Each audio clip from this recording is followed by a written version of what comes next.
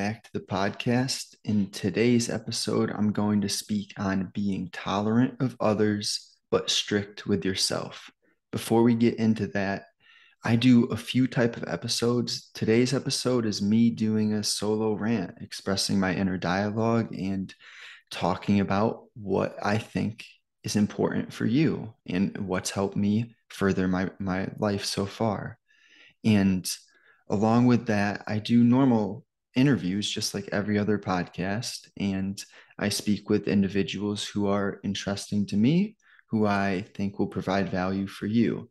And third, coming up soon, once I get some topics or questions sent in via email, you could send these to Egliskis Capital at protonmail.com. And you can ask me any questions, any topics. I'll address the questions as long as they're high quality questions. So, that being said, if you do want to help me and get the reach of the podcast as large as possible, as quick as possible, I would greatly appreciate it if you could drop me a rating or review on whatever platform you listen to. On Apple, you have to scroll all the way to the bottom of the episodes and then you can write a review. And then on Spotify, you could drop a star rating. Either is greatly appreciated. Thank you so much. So, tolerant of others, strict with self.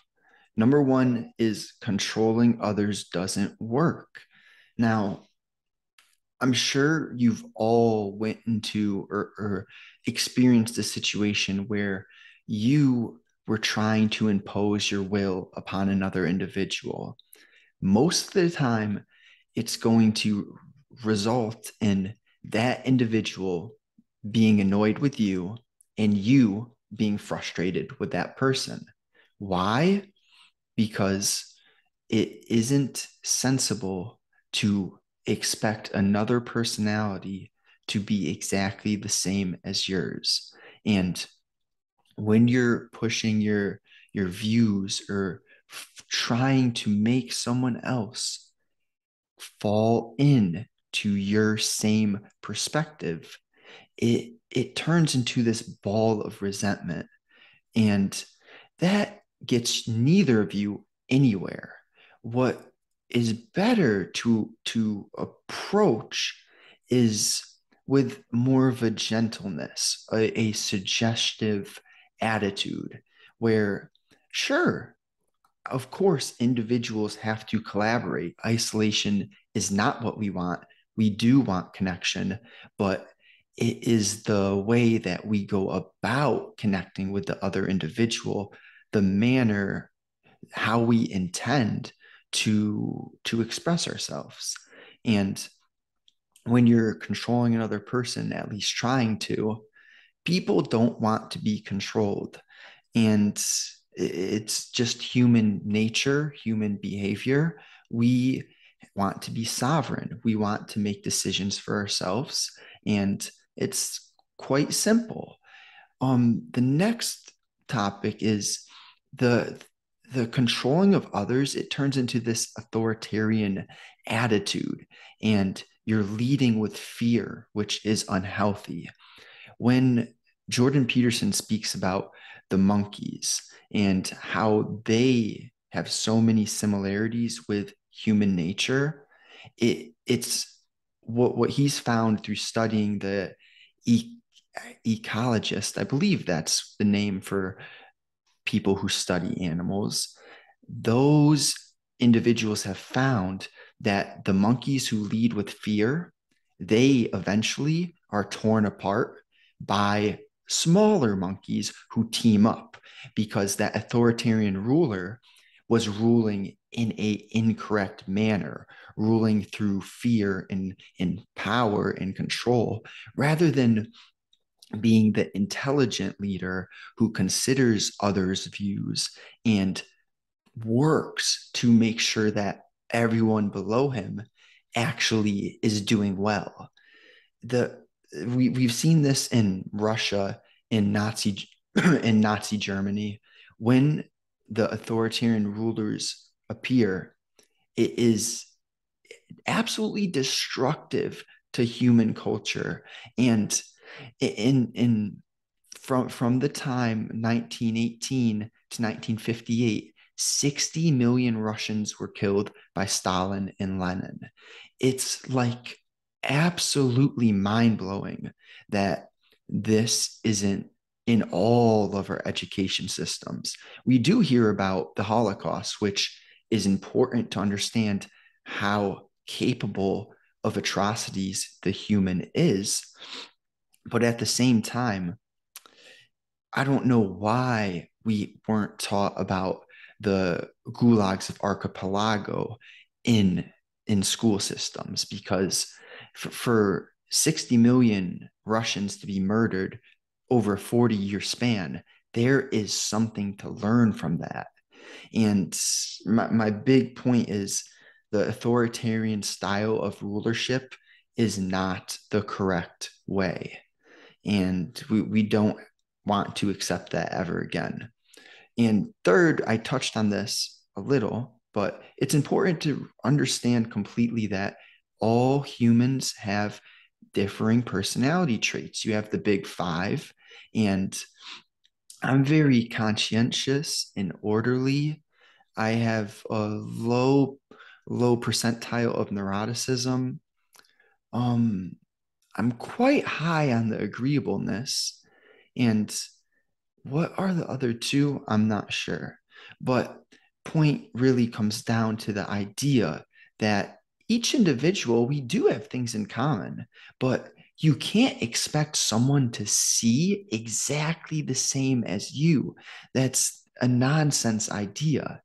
And at the same time, we should be asking questions, figuring out what personality traits that other individual has, so you can work together and understand, oh, I'm going to get annoyed way quicker about things being messy because I'm orderly compared to my partner.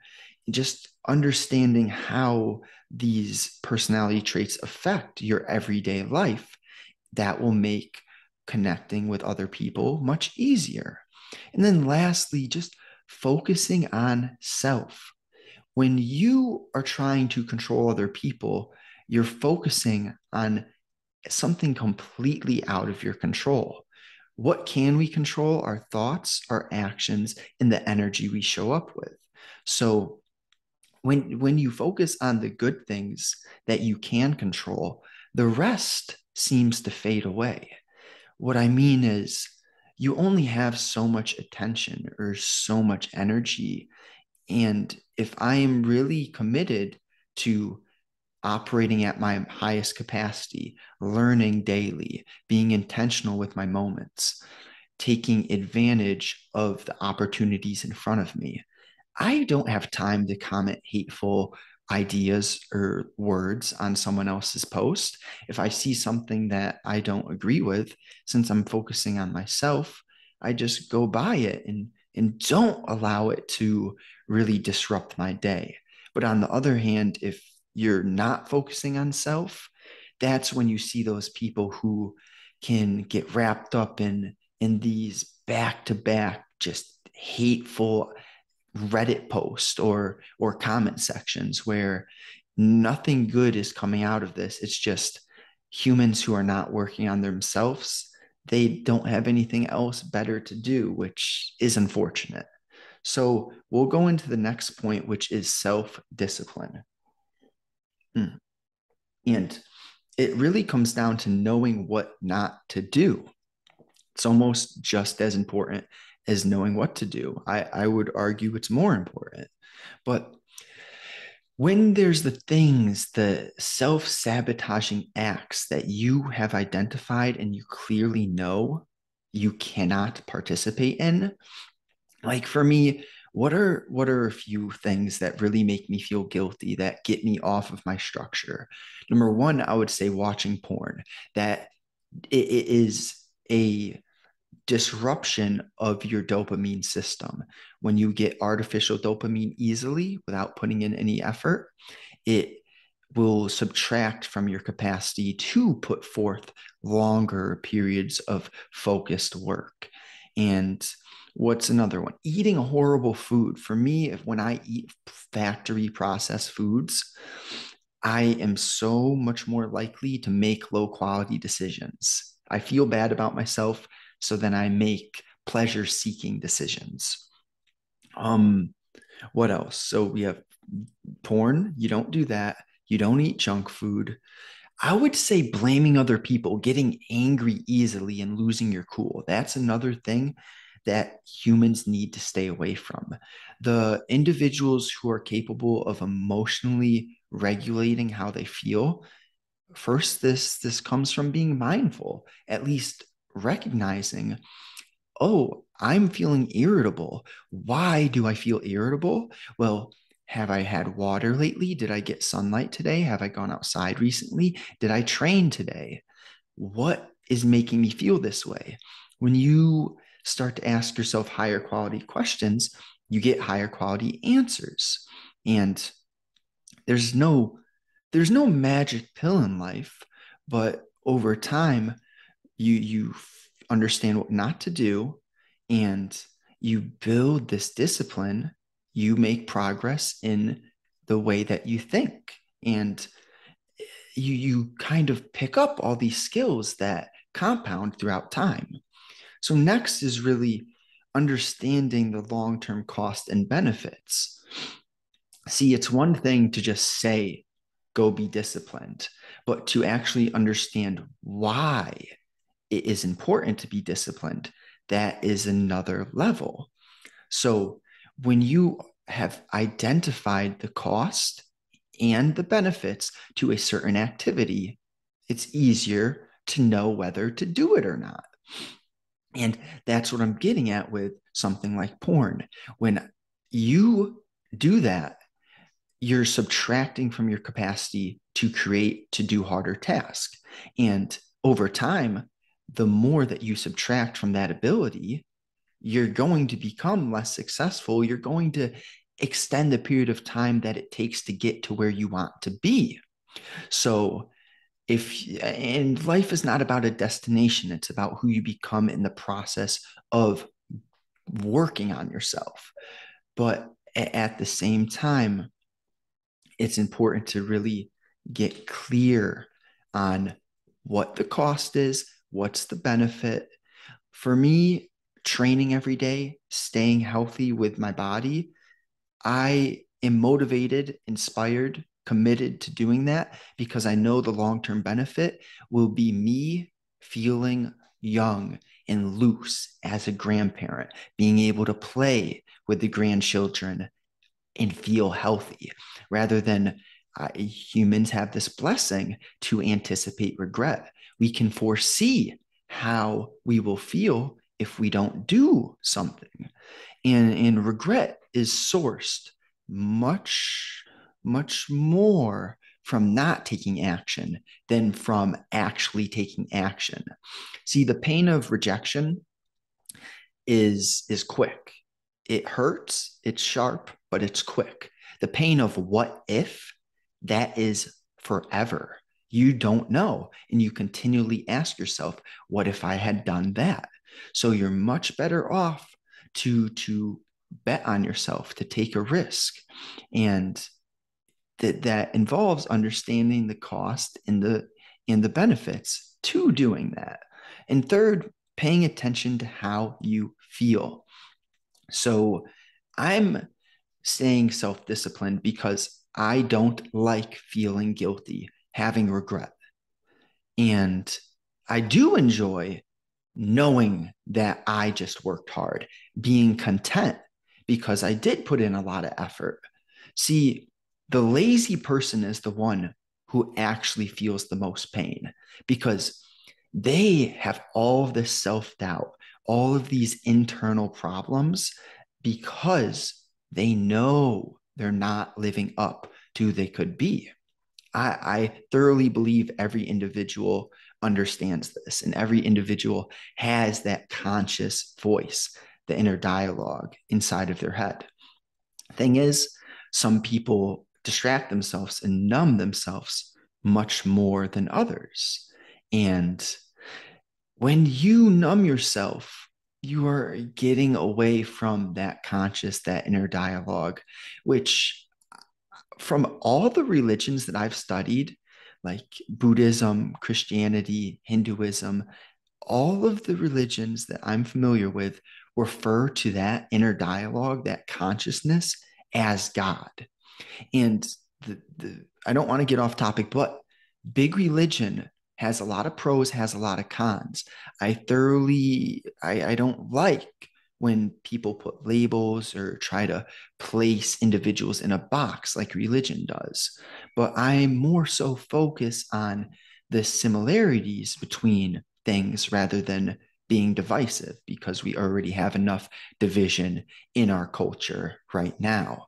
So you have a choice to focus on the similarities, like the fact that all religions speak of that conscious inner dialogue as God, or you could focus on the differences and make arguments when in reality we're all from one creator. All humans have so many more similarities than differences.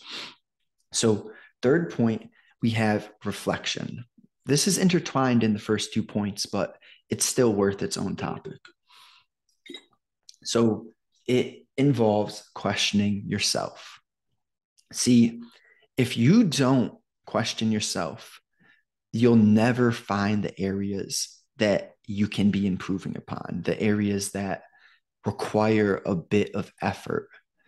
And it's easy to go through your life not paying attention on this autopilot. But eventually my conscious got so loud, the inner voice what was so unsatisfied with the life I was living. I began questioning, why am I doing what I'm doing? Are the people that I'm spending my time with aligned with where I want to go? Like, do I even know where I want to go or what I don't want at least? See, I've found it's easier if you don't know where you want to go to get clear on what you don't want in life. The idea of an anti role model. That was my father. And I noticed he used a lot of substances, was always under the influence of substances. Well, that was one thing I didn't want to be. So figure out who you don't want to be will guide you to what you do want. And so you look for areas to improve. Once you find an area to improve, you can make adjustments, but it all starts with that awareness. If you don't have the mindfulness that things can get better, they never will get better. And the last point is noticing how you make others feel. So this is what I mean with losing your cool. Being angry, that's one of those. Being angry actually gives you dopamine. But the thing is, it's easy to be angry. It doesn't take effort. It's not equivalent to taking an hour of focused attention in writing or reading or going for a run. Getting angry happens quick. Anything that happens instantly and gives you some sort of dopamine or gratification, it's usually just a friendly rule of thumb, something you want to stay away from. So, how you make others feel, it is worth paying attention to. And you want to lead by example. In my life, I realized I was not acting as if someone I would look up to, someone I would admire. And it's a continuous work in progress. But you, sometimes you want to force things to heal. For example, if you have a relationship with a family member that isn't what the quality that you would like, you might feel pressure to really force this thing to come together quickly. But what I've realized is sometimes the best thing you can do is step back and focus on yourself, improve your skills, get clear on your vision, and figure out the routines and habits that you need to build. And uh, this everything I've said today is a reminder for myself as well. So if you enjoy just do me a favor, drop a rating, review, whatever platform you listen to, and share this with a friend. That's the only fee. I'm never going to be running ads unless they're my own products. But point is, share it with a friend, a like-minded individual. I appreciate you so much. Thank you.